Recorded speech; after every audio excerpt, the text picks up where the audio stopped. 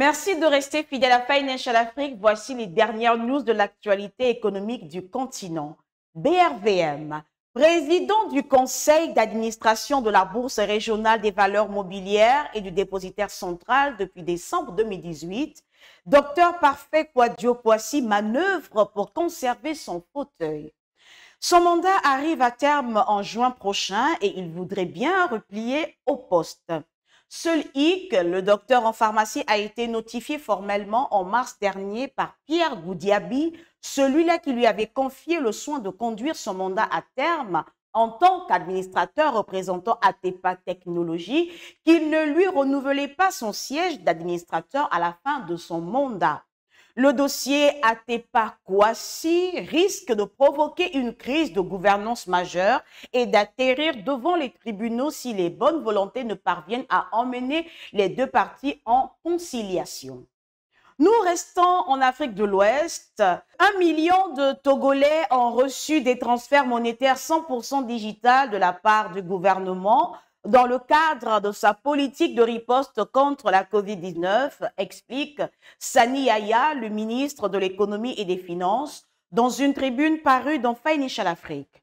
Le Togo, qui a évité la récession en 2020, a profondément ajusté son plan national de développement, lit-on dans cette tribune en prélude de la rencontre du 18 mai à Paris sur le financement des économies africaines.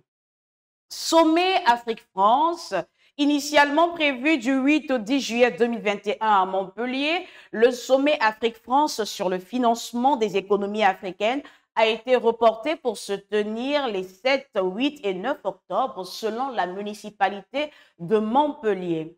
Nous allons à présent en Afrique centrale. En République démocratique du Congo, le projet de développement multisectoriel et de résilience urbaine de Kinshasa va bénéficier d'un financement de 500 millions de dollars au terme d'un accord signé entre la République démocratique du Congo et la Banque mondiale, mercredi 12 mai à Kinshasa, après son approbation le 30 mars par le conseil d'administration de l'institution basée à Washington.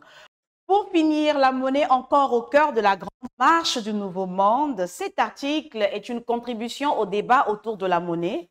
L'idée de revenir sur le fonctionnement des systèmes monétaires, du commerce mondial multilatéral et des systèmes économiques au cours des 3 derniers siècles, le but étant de donner aux lecteurs la possibilité de répondre aux questions principales qui se posent autour de la monnaie, à savoir, la monnaie est-elle un voile? La monnaie est-elle un enjeu de guerre? La monnaie peut être un moyen pour financer la production? La monnaie et l'État sont-ils les deux faces d'une même pièce?